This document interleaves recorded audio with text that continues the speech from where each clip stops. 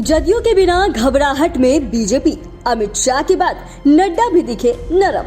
नीतीश पलटेंगे या सिखाएंगे सबक। आखिर जदयू से अलग होकर भी बीजेपी का नीतीश प्रेम क्यों नहीं कम हो रहा है? क्यों बीजेपी बार बार लालू यादव पर ज्यादा नरम तो नीतीश के प्रति नरमी दिखा रही है? क्या बीजेपी को यह एहसास हो चुका है कि बिहार में नीतीश के बिना पार्टी का कोई भविष्य नहीं है? दरअसल इन सवालों का जिक्र करने की वजह गृह मंत्री अमित शाह और बीजेपी के राष्ट्रीय अध्यक्ष जेपी नड्डा का बिहार दौरा है। देखें तो बीजेपी के इन दोनों बड़े नेताओं के बिहार दौरे में जो एक बात कॉमन रही वह यह है कि इन्होंने लालू यादव के खिलाफ तो जोर शोर से हमला बोला, लेकिन वहीं नीतीश कुमार के प्रति थोड़े से नरम दिखे। ऐसे में यह चर्चा जोरों पर है कि आखिर बीजेपी के इस बदले तेवर की वजह क्या है? क्या बीजेपी अभी भी नीतीश कुमार के इंतजार में है या बीजेपी के पास नीतीश को घेरने का कोई बड़ा मुद्दा नहीं है? वहीं नीतीश कुमार का अगला कदम क्या हो सकता है? आइए इस वीडियो में इसी पर चर्चा करते हैं। आपको बता दें कि अमित शाह के बाद जेपी नड्डा की नजर में भी नीतीश कुमार बेदाग साबित हुए।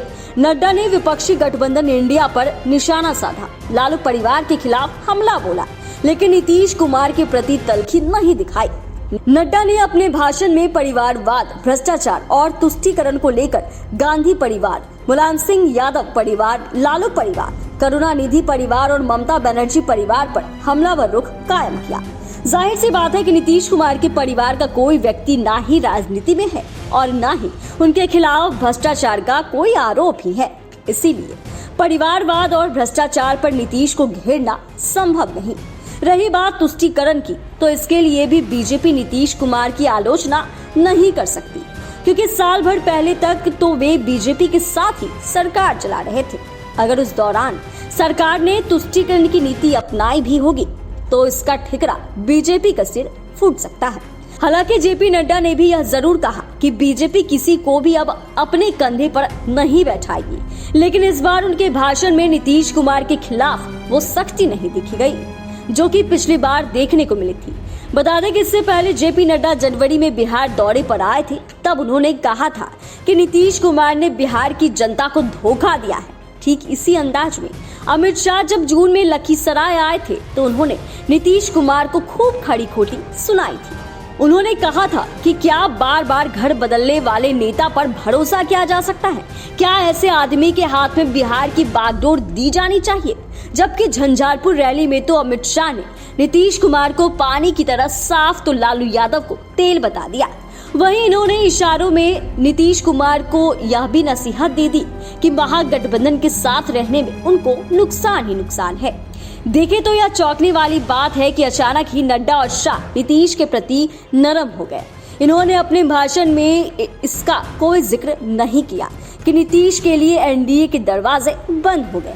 ऐसे में एक सवाल यह भी है कि क्या बीजेपी को अभी भी कोई उम्मीद दिख रही है कि नीतीश कुमार वापस एनडीए में आ सकते हैं?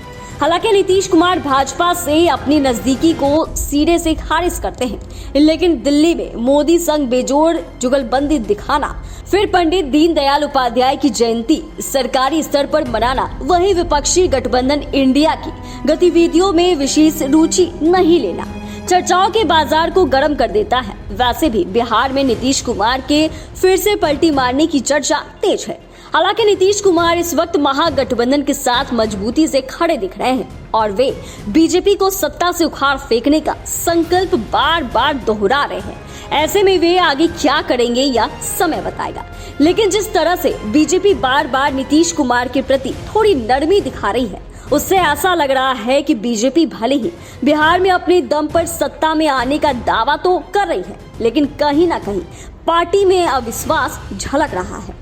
यही वजह है कि बीजेपी नीतीश कुमार को सॉफ्ट सिग्नल भेज रही है। अब देखना यह है कि बिहार की राजनीति में आगे क्या देखने को मिलता है।